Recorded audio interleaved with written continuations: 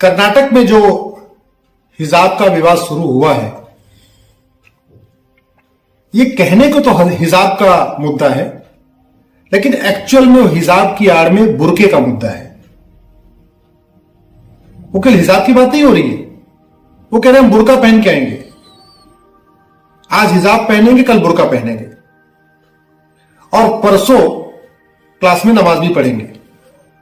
अगर 2 बजे नमाज का टाइम हो जाएगा, हम क्लास बंद करना पड़ेगा और हम वही नमाज भी पढ़ेंगे। साथियों, संविधान में एक आर्टिकल 30 है। उस आर्टिकल 30 में हिंदुओं को अपना गुरुकुल खोलने का अधिकार है, मुस्लिम्स को अपना मदरसा खोलने का अधिकार है, सिखों को अपने धार्मिक स्कूल खोलने का अधिकार है, जैन मुनि जब जैन संप्रदाय के लोग हैं वो अपने धार्मिक स्कूल खोल सकते हैं, बौद्ध अपने स्कूल खोल सकते हैं। तो संविधान में ऑलरेडी एक प्रोविजन है आर्टिकल 30 का, वो ये कह रहा है कि भाई ठीक है, आप अपनी पसंद का स्कूल खोल लीजिए, अपने धार्मिक किताबों को पढ़ाइए, अपने धार्मिक मान्यताओं के हिसाब से कपड़ा पहनिए। तो जिनको बुर्का, हिजाब, नकाब से बहुत लगाव है, वो जो स्कूल आर्टिकल 30 के अंतर्गत खुले हुए हैं वहां जाएं, हिंदू अपने हिसाब से जाएं, वहां पे जनेऊ पहन के जाएं, बिना कपड़े के जाएं, शिखा रख के जाएं, तिलक लगा के जाएं। मुस्लिम्स वहां बुर्का पहन के जाएं, हिजाब पहन के जाएं, नकाब पहन के जाएं, छोटा पैजामा पहन के जाएं, बड़ा कुर्ता पहन के जाएं, जैसे भी जाना उनको जाए, बौद्ध अपने में जाए। तो ऑलरेडी संविधान में प्रोविजन है आर्टिकल 30 का, जो कह रहा है अपने स्कूल खोल लीजिए और वहां अपनी धार्मिक शिक्षा दीजिए, धार्मिक रीति रिवाज को बताइए। तो जिनको चाहिए था वो वहां स्कूल में नहीं जा रहे, वो कह रहे हैं हम सेकुलर स्कूल में जाएंगे, लेकिन मुस्लिम बन के जाएंगे। भैया, मुस्लिम बन के जाना है तो आर्टिकल 30 के अंतर्गत जो मदरसा उसमें जाइए। जो school right to education act के अंतर्गत बना, जो स्कूल सेकुलर एक्ट के अंतर्गत बना, जो स्कूल सेकुलरिज्म को फॉलो करते हुए बना है, उसमें आने की क्या जरूरत है? ये तो एग्जाम्पल, इसको आप ऐसे समझिए कि रेलवे स्टेशन पे एक लेडीज टॉयलेट है, एक जेंट्स टॉयलेट है। लेडीज कह रही है कि नहीं, हम लेडीज टॉयलेट में नहीं जाएंगे, हम जेंट्स टॉयलेट में जाएंगे। या मेट्रो में एक लेडीज कोच है, एक नॉर्मल कोच है। अब लेडीज कह रही कि नहीं, लेडीज कोच तो हमारे लिए बनाई है, लेकिन हम लेडीज कोच में नहीं चढ़ेंगे, हम जेंट्स वाले कोच में चढ़ेंगे। ये मेन विवाद ये है। दुनिया के कई देशों में बुर्का बैन हो चुका है। कितनी बार सबको पता चल चुका है कि अलगाववादी, कट्टरवादी, माओवादी, नक्सली, देश विरोधी बुर्के को यूज कर रहे हैं। आतंकवादी बुर्के के अंदर बंदूक AK-56, AK-47 लेके घूम रहे। इसके बावजूद मैं ये नहीं कह रहा हूं बुर्का बैन करिए, मैं तो ये कह रहा हूं बुर्का पहन के जाना है तो उस स्कूल में जाइए जहां बुर्का अलाउ है, उस स्कूल में जाइए जो आर्टिकल 30 के अंतर्गत बना हुआ है। सेकुलर स्कूल में आने की क्या जरूरत है? जब संविधान कहता है कि आप धर्म के आधार पे कोई टैक्स नहीं लेंगे, धर्म के आधार पे कोई पैसा खर्च नहीं करेंगे, तो यानी जो सेकुलर स्कूल बना है वहां पे आप कोई धार्मिक शिक्षा नहीं दे सकते। जब धार्मिक शिक्षा नहीं दे सकते तो धार्मिक कपड़ा कैसे पहन सकते? आप जब सेकुलर स्कूल में आ रहे हैं तो हिंदू मुसलमान बन के क्यों आ रहे हैं? आप वहां पे भारतीय बन के आइए ना, एक इंडियन बन के आइए। मुस्लिम बन के हिंदू बन के जा आना है, हिंदू बन के मुस्लिम बन के पढ़ाई करना है, तो आपके लिए ऑलरेडी स्कूल है। इस सेकुलर में ही क्यों? और जहां तक बात है इसेंशियल रिलीजियस प्रैक्टिस की, तो इसेंशियल रिलीजियस प्रैक्टिस आप किसको कहोगे? यदि आप कुरान की एक एक आयत को कहोगे ये इसेंशियल रिलीजियस प्रैक्टिस है, फिर तो चारों वेदों में एक एक श्लोक में जो कुछ लिखा है वो भी इसेंशियल रिलीजियस प्रैक्टिस हो जाएगी। अगर कुरान की हर आयत इसेंशियल रिलीजियस प्रैक्टिस है, फिर 18 पुराण है, उनके जितने श्लोक हैं, मनुस्मृति में जो कुछ लिखा हुआ है, आपके बौद्ध धर्म के जो ग्रंथ में जो कुछ लिखा है, गुरु ग्रंथ साहिब में जो लिखा हुआ है, जैन धर्म की किताबों में जो लिखा है, मनुस्मृति में जो लिखा हुआ है, वाल्मीकि रामायण में जो लिखा हुआ है, तुलसीदास की रामचरितमानस में जो लिखा हुआ है, सब कुछ इसेंशियल रिलीजियस प्रैक्टिस हो जाएगी। आप अगर ये कहोगे नहीं बुर्का और हिजाब ये इस्लाम का अभिन्न अंग है, फिर तो जो लोग परशुराम की पूजा करते हैं वो कहेंगे फरसा लेके चलना हमारा रिलीजियस राइट है। जो भगवान शंकर की पूजा करते हैं वो कहेंगे हम त्रिशूल लेके चलेंगे, ये हमारा रिलीजियस राइट है, क्योंकि भगवान शंकर के हाथ में त्रिशूल रहता है। जो लोग परशुराम जी की पूजा करते हैं वो कहेंगे परशुराम जी के हाथ में फरसा था तो मैं भी फरसा लेके चलूंगा। जो लोग देवी जी की पूजा करते हैं वो कहेंगे हम तो तलवार लेके चलेंगे। जो राम की पूजा करते हैं वो कहेंगे हम धनुष बाण लेके चलेंगे। तो मुझे लगता है कि इसेंशियल रिलीजियस प्रैक्टिस के नाम पे कोर्ट को भी इसमें इंटरफेयर नहीं करना चाहिए, कोर्ट को दखल नहीं देना चाहिए। और मेरा अपना मानना है कि इसेंशियल रिलीजियस प्रैक्टिस कहते किसको है? इसेंशियल रिलीजियस प्रैक्टिस उसको कहते हैं जो उस धर्म का मेन टेनेट हो। अगर आप गूगल करिए मेन टेनेट्स ऑफ इस्लाम तो आपको आप 5 चीजें नजर आएंगी। आप उसको गूगल कर लीजिए 5 टेनेट्स ऑफ इस्लाम या मेन टेनेट्स ऑफ इस्लाम, तो 5 बातें वहां लिखी हुई कि ये चीज आपको मुस्लिम को करना है। उसमें बुर्का हिजाब नहीं आता, नकाब नहीं आता, ये कहीं नहीं आता। आप गूगल करिए 5 tenets of Hinduism, 5 tenets of Christianity, 5 tenets of Sikhism, 5 tenets of Islam, 5 tenets of Buddhism, तो उसमें ये सब बातें कहीं आएंगी नहीं।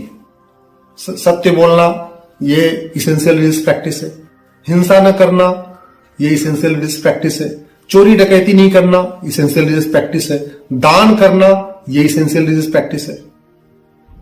ये तो होती है, लेकिन बुर्का पहनना, हिजाब पहनना, अगर बुर्का हिजाब पहनना इसेंशियल रिलीजियस प्रैक्टिस हो जाएगी फिर तो फरसा लेके चलना इसेंशियल रिलीजियस प्रैक्टिस हो जाएगी, तलवार लेके चलना, त्रिशूल लेके चलना, धनुष बाण लेके चलना ये भी इसेंशियल रिलीजियस प्रैक्टिस हो जाएगी। इसलिए मेरा मानना है कि कोर्ट्स को इस बात का ध्यान रखना चाहिए। अगर उन्होंने कुरान में लिखने के कारण किसी चीज को इसेंशियल रिलीजियस प्रैक्टिस मान लिया तो तय मानिए कल को नागा साधु आएंगे, स्कूल में एडमिशन फॉर्म खरीदेंगे और स्कूल में जाएंगे, कहेंगे हम अपनी मान्यताओं के हिसाब से स्कूल में जाएंगे। फिर आप उनको कैसे रोकेंगे? जैनियों में भी कुछ लोग निर्वस्त्र रहते हैं, वो कपड़ा नहीं पहनते, मान लो वो कहते हैं हम तो जाएंगे जी, ये हमारी मान्यता है, हम बिना कपड़े के रहेंगे, हम जाएंगे, हम पढ़ाई करेंगे, आप उनको कैसे रोक लोगे? तो इसलिए कोर्ट को इस मामले में बहुत संभल के चलने की जरूरत है। मेरा यह कहना है कि इस देश में कॉमन ड्रेस कोड की जरूरत है। कॉमन ड्रेस कोड रहने से ऊंच नीच का भेदभाव खत्म होता है, गरीब अमीर का भेदभाव खत्म होता है। क्लास में जब सब बच्चे एक जैसा कपड़ा पहनते तो वहां हिंदू मुसलमान फीलिंग नहीं आती, वहां से लगता सब एक जैसे पढ़ने वाले स्टूडेंट्स हैं। मेरा आग्रह यह है कि जब आप स्कूल में आप पढ़ने आ रहे हैं तो आप स्टूडेंट बन के आइए, जब कॉलेज में आप पढ़ने आ रहे हैं तो आप केवल स्टूडेंट बन के आइए।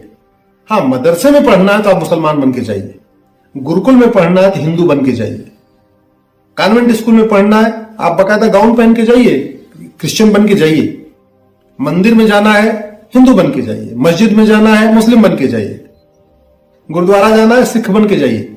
लेकिन जब स्कूल में आ रहे हैं, सेकुलर स्कूल में आ रहे हैं, जो सेकुलर पब्लिक प्लेस है, तो वहां आपको सेकुलरिज्म फॉलो करना पड़ेगा। कुछ लोग कहते हैं जी सिखों की पगड़ी कैसे अलाउ हो गई है, वो गलत बयानी कर रहे हैं। इसेंशियल, एक बार सिखों की पगड़ी को इसलिए कोर्ट ने इसेंशियल रिलीजियस प्रैक्टिस माना क्योंकि जब सिख पंथ की स्थापना हुई थी तो पहली बार जो मीटिंग हुई थी, जो गुरुदेव ने पहली बैठक किया था, उसमें वो खुद पगड़ी पहन के आए थे।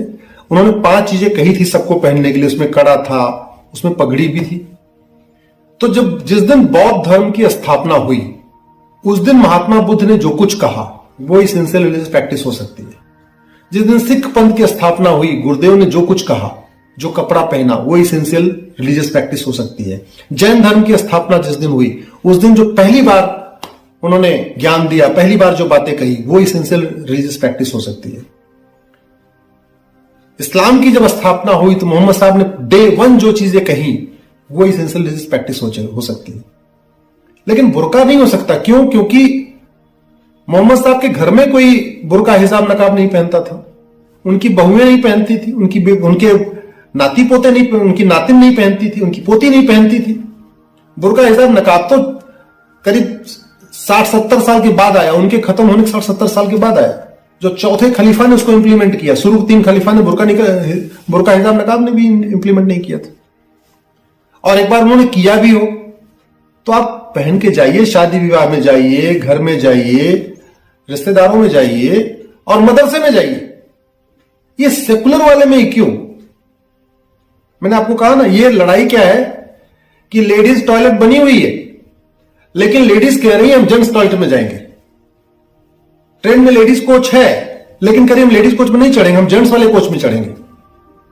तो जहां पे अपने कपड़े पहन के जाने का स्कूल है, हम उसमें नहीं जाएंगे, हम मदरसे में नहीं जाएंगे, हम सेकुलर स्कूल में आएंगे, लेकिन हम मुस्लिम बन के आएंगे। लड़ाई ये है। आशा करता हूं कि ये बात आपको सही लगी होगी, ठीक लगी होगी।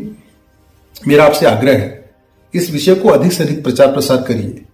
एक सेकुलर स्कूल, एक आर्टिकल 30 का स्कूल, इनमें बहुत अंतर है। लड़ाई सेकुलर में जो आपका आर्टिकल 30 का स्कूल है, विशेष स्कूल है, उसमें आप जाइए, किसी ने नहीं रोका है। लेकिन सेकुलर आप स्कूल में जो एंट्री कर रहे हैं, मेन विवाद ये है। और वैसे भी 21वीं सदी आ रही है, 21वीं सदी में हम कहां 1400 साल पुरानी चीजों के लिए लड़ रहे हैं, ये भी समझने की जरूरत है। धन्यवाद।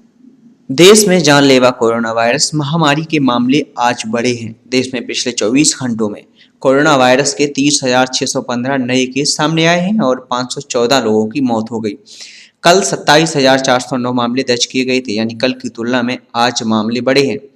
देश में कोरोना की ताजा स्थिति क्या है, चलिए आपको बताते हैं। एक्टिव केस घटकर 3,07,240 हुए। केंद्रीय स्वास्थ्य मंत्रालय की ओर से जारी आंकड़ों के अनुसार देश में अब एक्टिव मामलों की संख्या घटकर 3,07,240 हो गई है। वहीं इस महामारी से जान गंवाने वालों की संख्या बढ़कर 5,09,872 हो गई। आंकड़ों के मुताबिक अभी तक 4,18,43,446 लोग संक्रमण मुक्त हो चुके हैं। केरल में अभी भी कहर बरकरार है। बता दें कि दक्षिण राज्य केरल में अभी भी बड़ी संख्या में कोरोना के मामले सामने आ रहे हैं। यह मामले 10,000 से नीचे चले जाने के बाद मंगलवार को 11,776 नए मामले सामने आए हैं। दैनिक मामलों में आंशिक वृद्धि दर्ज की गई। इसके साथ ही राज्य में अब तक कोरोना से संक्रमित हुए लोगों की संख्या बढ़कर 64,28,148 हो गई। मंगलवार को राज्य में कोविड से 304 लोगों की मौत हुई। इसके साथ ही महामारी से मरने वालों की संख्या बढ़कर 62,681 हो गई। केरल में सोमवार को 32,027 लोगों को अस्पताल से छुट्टी मिलने के साथ ही राज्य में अभी तक संक्रमण मुक्त हुए लोगों की संख्या बढ़कर 62,40,864 हो गई है। अब तक करीब 173 करोड़ खुराक दी गई हैं। राष्ट्रव्यापी टीकाकरण मुहिम के तहत अभी तक कोरोना वायरस रोधी टीकों की करीब 173 करोड़ से ज़्यादा खुराकें दी जा चुकी हैं। कल 41,54,476 डोज दी गई, जिसके बाद अब तक वैक्सीन की 173 करोड़ 86,81,476 डोज दी जा चुकी हैं। दोस्तों, अगर आपको वीडियो पसंद आया है तो वीडियो को लाइक करें, चैनल को सब्सक्राइब करना ना भूलें। मिलते हैं अगली वीडियो में, तब तक के लिए जय हिंद, जय भारत।